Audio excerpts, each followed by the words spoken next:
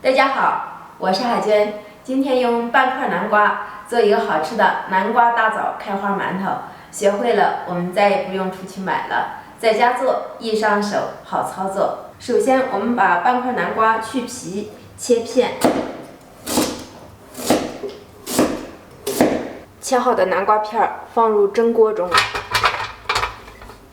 平铺均匀，这样更容易烂。盖上盖子蒸至15分钟。蒸好的南瓜片放入破壁机中，打成南瓜泥。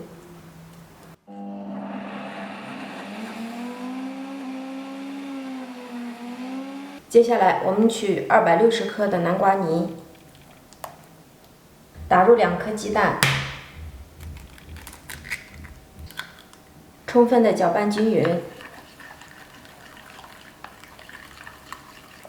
加入普通面粉500克。5克酵母，2克无铝泡打粉，20克白糖，继续搅拌均匀，搅成这样的面絮状，加入10克的玉米油，下手揉成面团，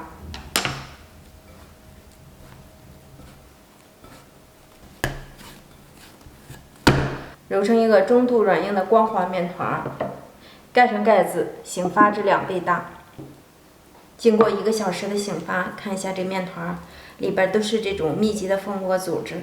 放上2克的小苏打，加上一点点水，稀释一下小苏打，然后给面团排气，揉搓均匀。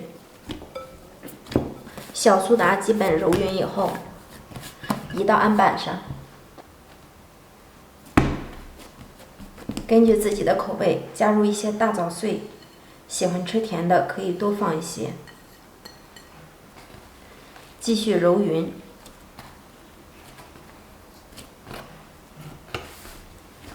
把大枣碎均匀地揉在面里。揉好的面团直接搓成长条状，下成大小均等的6份。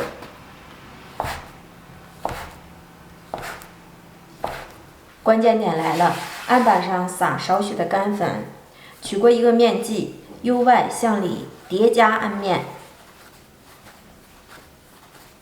用大鱼际一边转圈一边按压，按压到20下左右，然后我们用虎口给它收拢剂口。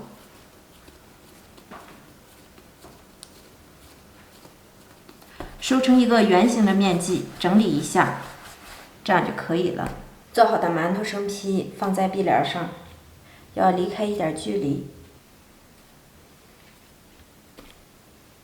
放入温水锅中，盖上盖子，2次醒至10分钟。10分钟之后，看一下馒头生坯明显变大，这时候我们开大火，先把水烧开，水开后蒸15分钟。时间到，关火，不用焖，直接打开盖子。哇，漂亮，可以出锅了。家人们，这样做的红枣开花馒头，你们喜欢吗？看一下，还冒着热气呢，一点都不会缩，不塌陷，蓬松又暄软，关键是做法特别的简单。学会了，我们再也不用出去买了。有着南瓜的清香味，还有红枣的香甜，老人孩子都适合。喜欢吃的家人们，赶快动手吧！我是海娟，咱们下期见。